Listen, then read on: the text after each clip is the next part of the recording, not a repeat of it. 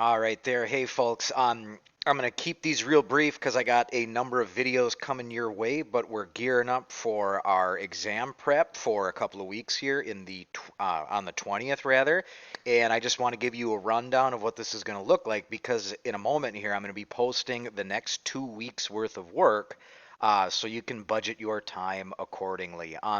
We got that last culminating discussion to finish up in the Gatsby materials, as well as your annotations in your quiz questions or your discussion questions due on Monday.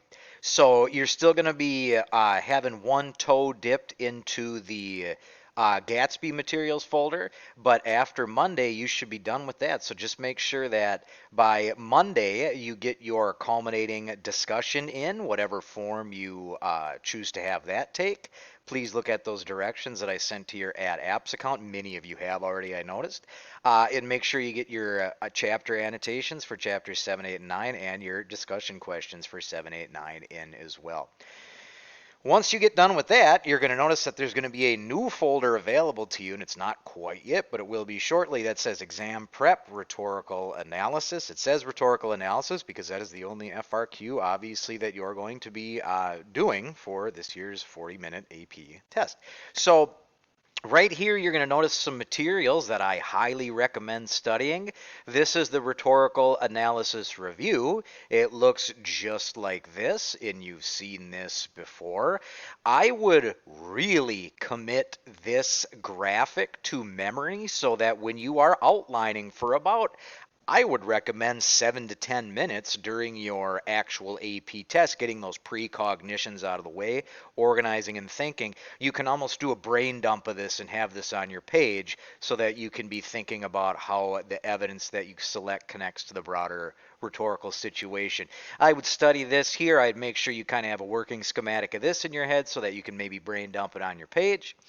The out here as well. And this is just one of many ways you can outline, but you can study that if you want to. Again, I would recommend doing about 7 to 10 minutes during the actual test. Get those precognitions out of the way. You're almost creating a checklist for your essay to follow so that when you're actually in your writing time for those last 30-ish minutes, you can really be focusing on the analysis piece versus building those connections in your head about how to get there. This right here is the College Board 6-point rubric, and it's given us our sad face. So we'll just open this up in the Google, the doc viewer here, the PDF viewer rather.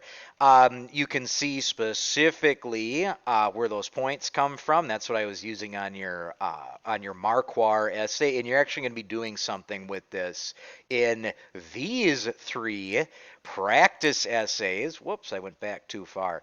In these three practice FRQs that you are going to be doing this week. I'm going to be terminating this video in just a moment here, but bear in mind I do have some deadlines that you're going to see. One is Friday by the 8th, one is Monday by the 11th, one is Tuesday by the 12th, and then we have our test on Wednesday. I'm putting this out there so you can get this stuff done at your own pace, but these are kind of the last deadlines that this stuff needs to come in by. So I'm going to terminate this video in a moment.